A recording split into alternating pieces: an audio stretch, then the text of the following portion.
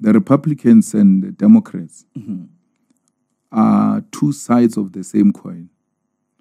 So if it's 50 cents, it's 50 cents. It doesn't matter from which side are you looking at. They are all the same. Yeah. They are an imperialism which survives through sucking blood out of poor nations. The war in Israel against Gaza will continue. It might not be highly funded, highly supported the same way they were doing under Sleepy Joe. But Trump is a strong supporter of Israel. But Trump is not a fanatic for wars for some reason.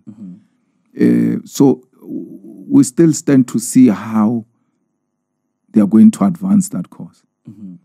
But what was interesting is that Netanyahu goes to America when there is a warrant of arrest against him.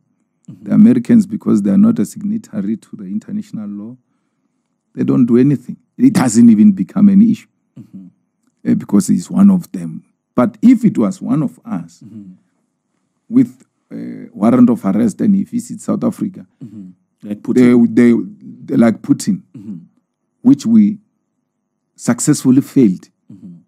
We failed him. We were all over and saying all manner of things to a point where we persuaded him not to come.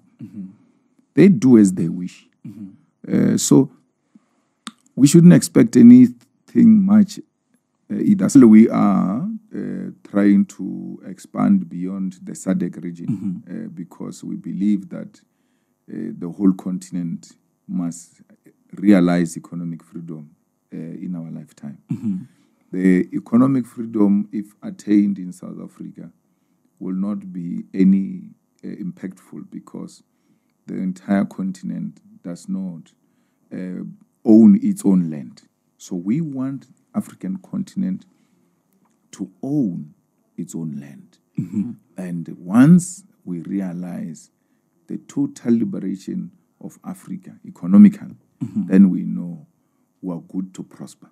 Because our minerals will now benefit the people of Africa. That's where our interest is. And as a result, we have had interesting developments in many other countries in the continent where people are saying, please help us, we want to establish the EFF.